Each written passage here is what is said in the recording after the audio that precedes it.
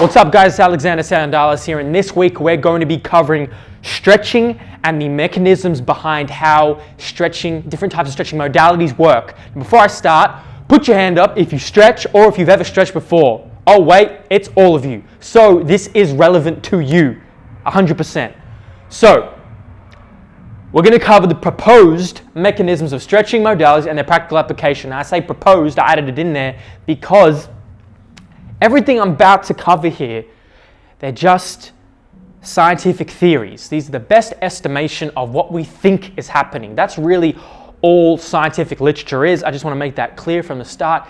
These are not the only explanations. These are but the most accurate ones that we have found thus far, and I have summarized thus far through the plethora of literature I have been digging through. So, we're going to be covering static stretching and dynamic stretching, okay? Now, to define static stretching real quick, actually I'm not even going to. It's very simple, just look it up if you don't know what it means. You should know what it means, okay? Now, for those who have come to Woodford's or have seen Christian coach or have been an athlete here, you know Christian and some coaches here use a lot of static stretching in between their exercises as fillers, which by itself is a great intention to help improve the overall mobility of our athletes and our clients who are often quite immobile and quite jacked up through their hips, lower back, posterior side of their body is quite tight, all these different issues. So coaches like Christian trying to alleviate these issues by adding in strider, frog, figure four, different mobilities that you'll hear Christian and other coaches use. However, we're putting these athletes and individuals in static positions, and I'm going to explain why that has detriments to their performance when we're trying to increase their performance and squeeze as much out of them. And by the way, I'm not trying to undermine Christian in any way. I get the intention of why he does it. It's just trying to be more efficient, to try and improve the mobility through these areas where they're dysfunctional and they've developed asymmetries in their body through. However, I'm questioning whether it's worth what we're getting in exchange, and maybe we can structure it a little more intelligently. So, to cover some of the research, we had one study. They covered a 10-meter sprint time and a counter movement jump. What the static stretching group found was that there was a 1% decrease and 1% decrease in 10-meter sprint and 3% decrease in static stretching 1 minute before doing the activity. So they did the stretch. The stretch was for under 30 seconds, right? This is the decrease they found. These were for basketball athletes as well. And then they did the dynamic stretch.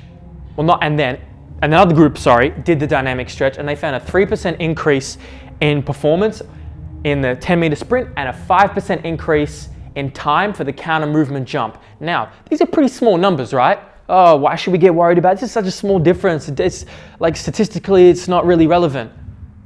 I would respectfully disagree, because when we're talking about human performance and sports and, these types of tests, 10-meter sprint and a counter movement jump, we're looking at such a small amount of detail to improve their performance. What I mean by that, to restructure that, what I mean is that the little things matter. The little things make the big things. If we can improve someone's sprint by 3%, that is quite a large increment. That can be the difference between first place and third place, first place and fifth place, sixth. You get the examples I'm using.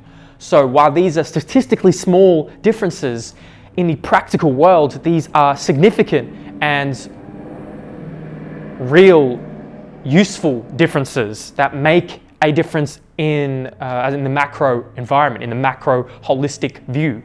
So those are the two. That's one study we had, right? Okay, it's one study. Who cares? One study. All right, let's go to the next study.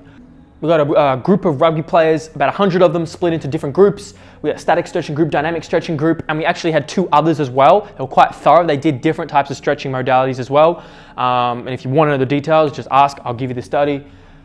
The main crux of it was that for the static stretching group, the 20-meter sprint time increased significantly, and the dynamic stretching group, the 20-meter sprint time decreased significantly to of a similar level of the original first study here, okay?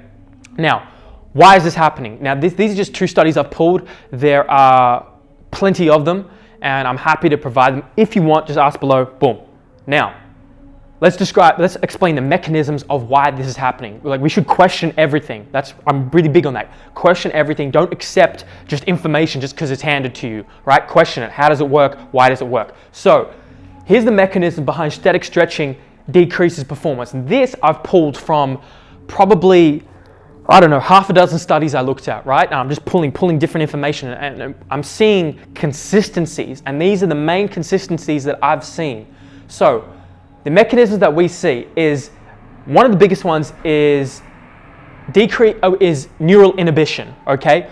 What this means is that we've decreased the excitatory activity of our neurons. So our nervous system is critical. Obviously, without a nervous system, we'd just be slabs of meat. Christian said that before. He got it from someone else. Or maybe he made it. I don't know. So we're decreasing our body's ability to produce force at a rapid rate because we've almost dulled the nervous system, okay? Second thing, and I'm going to pull up more details here because I have more details on my phone that I couldn't fit on this board. Actually, for muscle and body temperature, we're going to cover that in the dynamic stretching mechanism explanation. Third one, muscle stiffness change. We get a reduction in the muscle stiffness of the muscle tendinous units. Now, this is critical because you get a decrease in performance due to an alteration in the force-length relationship of a muscle. Now, I'm not going to pretend like I can thoroughly explain that relationship. However, for the sake of this class, we're going to move on to the next one. Next one, decreased ability to store elastic energy. Now, I saw this consistently among many of the studies I looked at. So when they talk about elastic energy, they talk about the body's ability to store and produce force quickly. So it's honestly, elastic energy explains it well. Like, imagine like your body's like a rubber band, especially like performing like a plyometric jump, for example, constantly having to produce force quickly. So your body's ability to kind of like rebound and produce force rapidly and efficiently. And specifically, they talk about it was a decrease in the muscle tendinous unit's ability to store elastic energy in the eccentric phase. Obviously, for a muscle to be elastic, you need an eccentric phase. So think about the lowering down phase of a jump. Decreases this efficiency in the eccentric component of the jump. So a lot of these static stretching mechanism explanations come down to the reasoning often is because of the inhibition in the eccentric portion of the movement. Fifth one, I don't think I'd see this one, decreased coordination.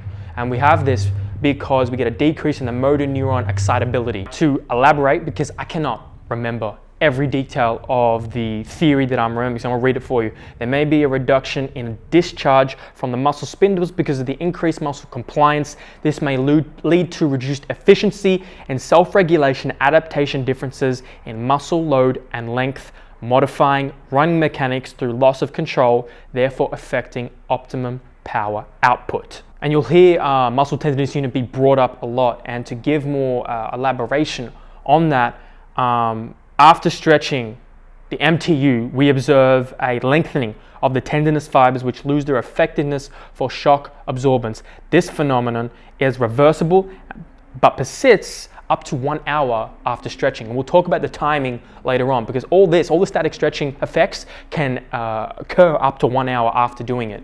Decreased running economy is the last one. And when we talk about running economy, we talk about our body's ability to be efficient through every stride, whether that be optimizing individually the stride length and the stride frequency.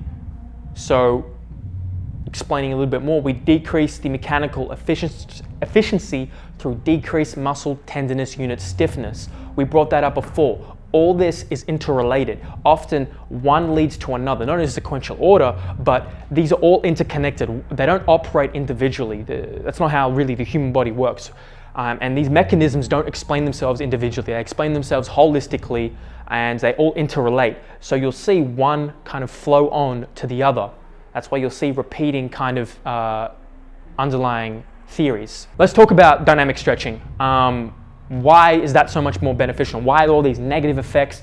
And why is the dynamic stretching so much more beneficial? Well, it's mostly because it's having the opposite effect a lot of the time because the dynamic nature of dynamic stretching, because we're not holding towards the end range for any extended period of time.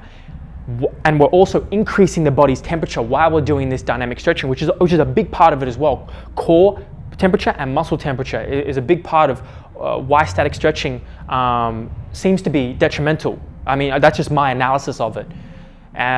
So the first one I do mention, the mechanism why dynamic stretching increases performance is because of the effect it has on muscle and body temperature. And the reason I brought it up before and I didn't explain it. When we get an increase in muscle and body temperature, which this what I'm about to explain is really important, why warm-ups are important, especially in the colder winter months, because by increasing in muscle and body temperature, we get an increase in motor conduction velocity. What the hell does that mean? Great question. We get an increase in motor conduction velocity, meaning we get an increased speed of our electrochemical impulses down our neural pathways. Think of it as our brain and nervous system responding to a stimulus. We're able to respond quicker, more effectively, more efficiently. I say efficiently a lot. That's a lot of this stuff talks about efficiency and how this makes your body less efficient, this makes your body more efficient, generally speaking. Now, and one last thing to add on, core temperature, raising our core temperature increases the speed of nerve impulses, which means we're increasing the muscle contraction, force, and speed. Think about doing a static stretch for 90 seconds, 60 seconds, and I've made this mistake, like this, I've done this before, right? Holding in these static positions during, in between is a filler of doing like a heavy squat, heavy deadlift, right? It's not so much a problem if you go on light, if you're doing deload, like, I can justify it. It's like, okay, cool. Your priority isn't to lift as much weight as possible, as quick as possible. But if you really focus in on a session and your goal is to grow stronger and improve your sporting performance, reduce your chance of injury, right? If you're going in the gym, you're there to train. You're there to take every nuance seriously. And if you're not, well, you're probably not watching this. But I say that to say, if we're staying static in these positions, even if you take out all these other mechanisms, it makes sense. We're lowering our body and muscle temperature. We're not going to be as prepared for the set to come. Let's do something. What I do, okay, my kind of anecdotal, my solution, my best solution so far that I've found is finding my way in the middle of these. And what I mean, I find a way to do a dynamic active static stretch, okay? I just gave it that name. What I mean is that say for example in a strider, the hip stretch, where I'm getting my athletes to rock back and forth. So they're not staying static towards their end range of motion, but they're rocking in and out of it. Do I know if this is actually having these negative effects? I don't know. But I know moving the body is going to be, it's going to keep the body and muscle warmer, and it's probably, again, anecdotally, it's probably not going to have as many of the detrimental effects, but it may.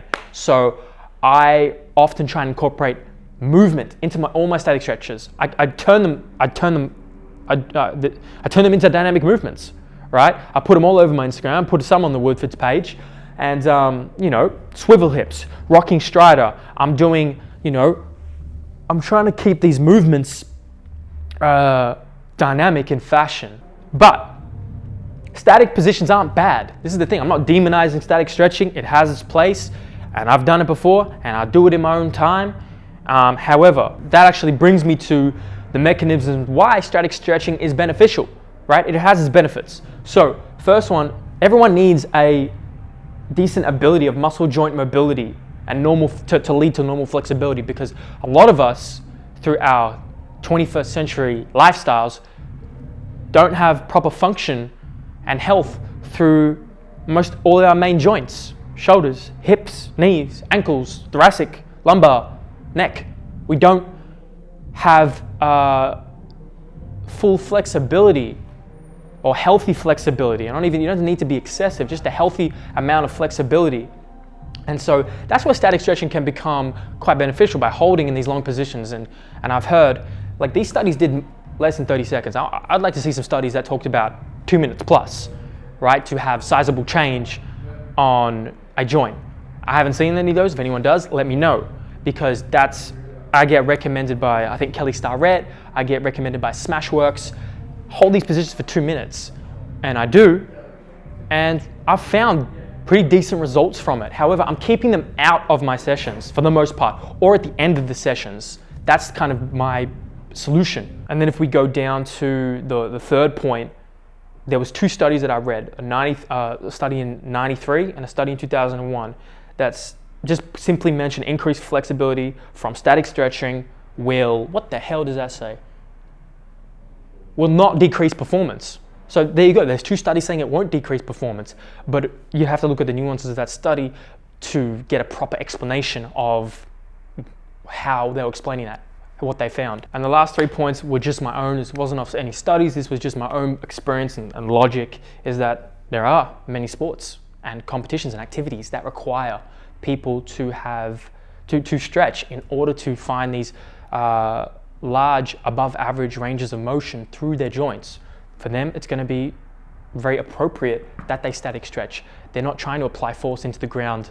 They're not worried about their force application. They're worried about their joints and their joints range of motion. That's their priority. So it really depends on your personal priorities. You don't have to listen to any of this. If you don't care so much about performance, if you're just training for aesthetic reasons, or you don't care about lifting and getting stronger that much, you're at an okay level and you're not concerned with it, you don't have to use this. Stretch in between your trainings, your fillers, and do your thing. But you should at least know the potential of what's happening to your nervous system and your body while you do it. Now, obviously, static stretching is important for a basic, to perform basic primal patterns of a squat, running, sprinting, jumping, crawling. Like these are all important natural mechanics of our body, natural patterns of our body that requires a specific range of motion through each joint.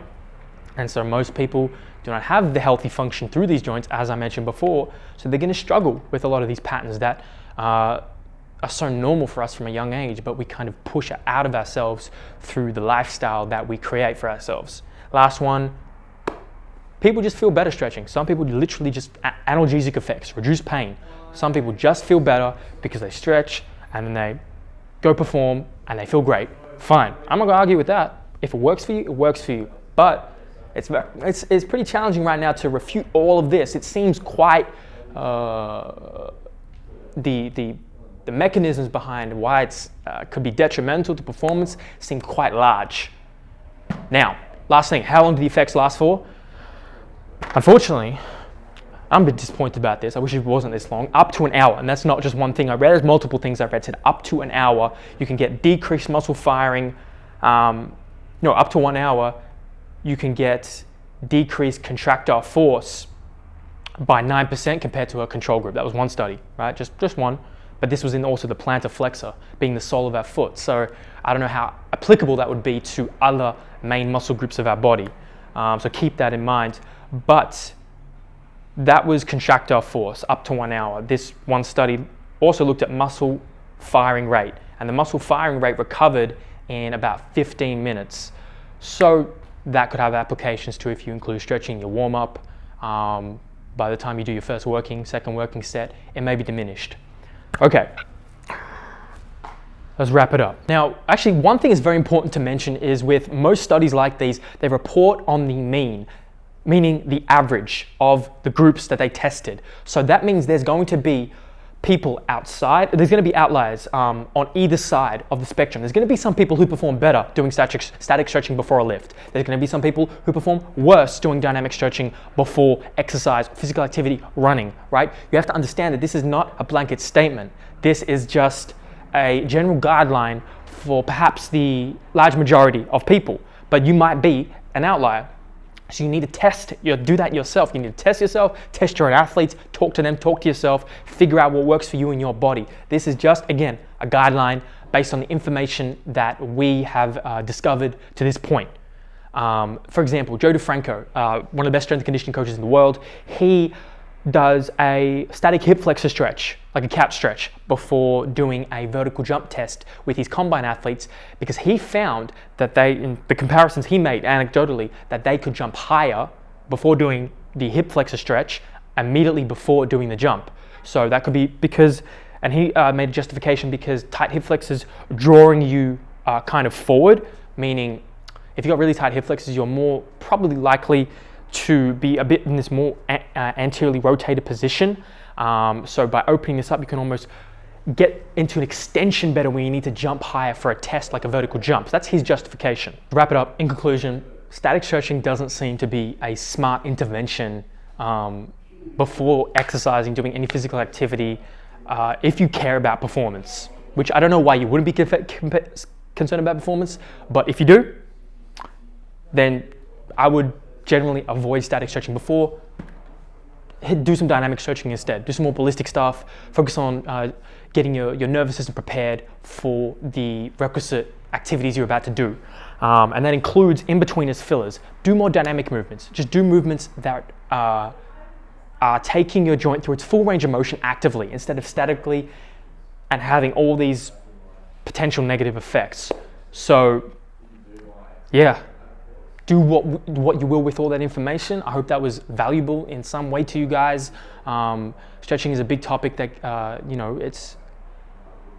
it's can be complex, and it's got a lot of misnomers around it. So 30 years ago, people wouldn't be saying this, but we found some new things out about the human body, and now we're saying this, and maybe in 30 years time from now, we'll be saying some different things as well. But this is the best estimation that we have so far. Test it on yourself. You may not fall into this category, or you may. I hope you found that helpful. Comment below what you think, your thoughts. If you want to know the studies I use behind this, comment below and I'll give them to you. Otherwise, that's it. I'm done. This is the class over. Next week, you'll have a different topic. Enjoy. See ya.